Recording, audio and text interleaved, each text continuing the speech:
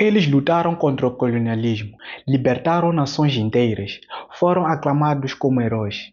Mas décadas depois, muitos desses mesmos líderes e os seus herdeiros políticos tornaram-se aquilo que combateram, opressores do próprio povo. Como é que os libertadores de África se transformaram nos seus próprios carcereiros? E qual é o verdadeiro legado deixado por esta geração de combatentes da independência, que ainda domina o panorama político africano? Entre as décadas de 1950 e 1970, uma onda de libertação varreu o continente africano. Nomes como Kwame Nkrumah no Ghana, Jomo Kenyatta no Quênia, Julius Nyerere na Tanzânia, Nelson Mandela na África do Sul e Samora Machel em Moçambique tornaram-se sinônimos de esperança. Estes homens não eram apenas políticos, eram visionários, intelectuais brilhantes, muitos educados nas melhores universidades europeias. Eles prometeram um futuro de dignidade, prosperidade, autodeterminação para povos que haviam sido subjugados por séculos. A narrativa era clara e poderosa, mas muito poderosa, livre das correntes coloniais. África florescia. O continente recuperaria sua grandeza perdida e os recursos naturais abundantes serviriam finalmente aos africanos, não aos europeus. Era uma promessa linda e um povo acreditou. Algo deu errado, terrivelmente errado. Muitos desses heróis da independência, uma vez no poder, recusaram-se a sair. Eles construíram sistemas de partido único, justificando a supremação da oposição em nome da unidade nacional e da estabilidade. Críticos eram rotulados como traidores ou agentes do neocolonialismo. Roberto Mugabe, no Zimbábue, e talvez um exemplo mais trágico, de herói da libertação a ditador, presidiu o colapso catastrófico do seu país. O homem que lutou pela liberdade manteve-se no poder durante 37 anos, através das eleições fraudulentas, violência política e intimidação sistemática. Paulo Kagame, no Ruanda, apresenta um paradoxo mais complexo. Creditado por reconstruir o país após o genocídio de 1994, implementou desenvolvimento econômico impressionante, mas ao mesmo tempo elimina a oposição política, controla a mídia rigidamente e mudou a Constituição para permanecer no poder indefinidamente. Museveni, em Uganda, é um outro ex-guerrilheiro que está no poder desde 1986. Quase 40 anos.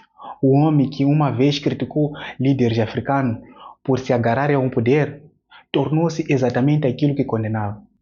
O que explica essa transformação de libertadores em autocratas? Primeiro, a mentalidade de Salvador. Muitos desses líderes acreditam que são indispensáveis. Eles libertaram a nação. Quem mais poderia libertá-la? Esta convicção messiânica torna impossível imaginar entregar o poder ao outro. Segundo ponto, o trauma da luta. Décadas de guerrilha, prisão, tortura e sacrifício criaram uma mentalidade de cerco. O mundo é dividido entre leais e traidores. Não há meio termo. Esta visão binária não permite espaço para a oposição legítima. Terceiro, o medo da responsabilidade com a prestação de conta. Muitos desses regimes cometeram atrocidades, massacres, desaparecimentos forçados, tortura. Deixar o poder significa potencialmente enfrentar a justiça. Então, permanecem no poder a qualquer custo. 4. O patronalismo. O poder se tornou sinônimo de acesso a recursos. Famílias inteiras dependem da posição do líder. Uma rede complexa de patronagem e corrupção significa que sair do poder ameaça não apenas o líder, mas todo o sistema de beneficiários. Mas nem todos os pais da independência seguiram este caminho sombrio. Exemplo mais célebre é de Julius Nyerere, da Tanzânia. Apesar das suas políticas econômicas falhas, voluntariamente deixou o poder em 1985. Estabeleceu um precedente crucial de transição pacífica. Outro exemplo é de Nelson Mandela, na África do Sul. É uma exceção mais célebre. Serviu apenas um mandato presidencial, de 1994 a 1999. e retirou-se apesar de poder facilmente ter permanecido no poder até a sua morte. Kenneth Kaunda, na Zâmbia, após décadas no poder, aceitou a derrota eleitoral em 1991 e entregou o poder pacificamente. Estas exceções demonstram que a trajetória autocrata para a vida não é inevitável, é uma escolha. Hoje, uma nova geração está a emergir, mas inquietamente, muitos carregam o DNA político dos antigos combatentes. Proteges que viraram patrões. Emerson Mnangagwa, no Zimbábue, ex-companheiro do Mugabe, agora replica muito dos seus métodos. João Lourenço, em Angola, sucessor de Eduardo Santos, inicialmente prometeu reformas, mas tem consolidado o poder autoritário. Jovens líderes autoritários. Alguns líderes mais jovens, sem credenciais de libertação, adotaram um manual autocrático, como na Tanzânia, com a Samia Suluhu Hassan, que intensificou a repressão apesar das esperanças iniciais da África.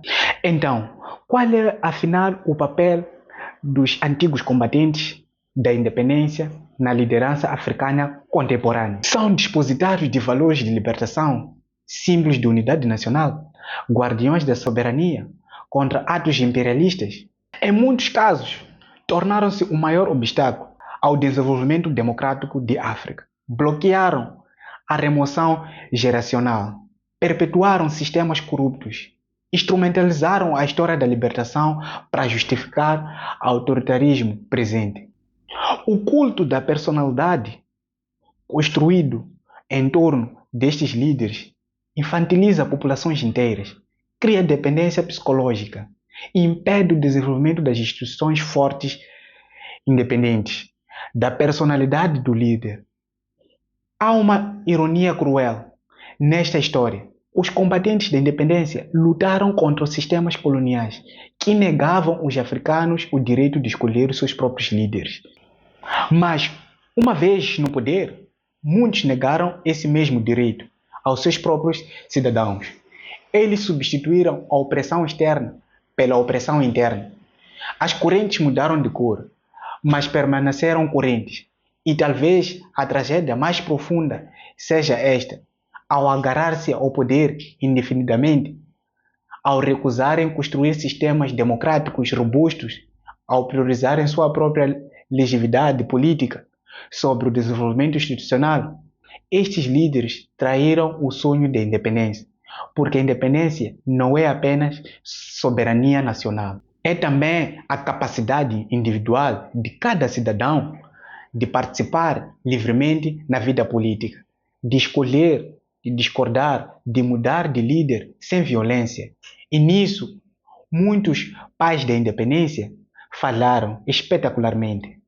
70 anos após as independências, a África continua a lutar com o legado complexo dessa primeira geração de líderes pós-coloniais. Eles nos deram bandeiras e hinos nacionais, mas muitos falharam em nos dar a democracia funcional. Eles nos libertaram de mestres estrangeiros, mas muitos tornaram-se mestres locais, igualmente opressivos. Eles sonharam com uma África livre, mas a liberdade que imaginaram era demasiado frequentemente liberdade, apenas para eles mesmos, não para o povo. A questão hoje não é negar os sacrifícios reais e a coragem histórica desses homens. É reconhecer que heróis da libertação não são automaticamente bons governantes democráticos. Que o passado glorioso não justifica o presente tirânico. Que a gratidão histórica não equivale ao cheque em branco político. A África precisa honrar seus pais de independência, mas precisa mais ainda superar. Porque o verdadeiro teste de um grande líder não é quanto tempo permanece no poder, é ter a sabedoria, a humildade de saber quando sair. E nisso, poucos combatentes da independência africana passaram no teste. Se você concorda que a África merece líderes que servem o povo ao invés de servir a si mesmo, deixe seu like. Se discorda, deixe seu like. Mas também deixe o argumento nos comentários. Inscreva-se para mais análises sem filtro sobre política africana. E compartilhe este vídeo, porque estas conversas difíceis são exatamente o que precisamos.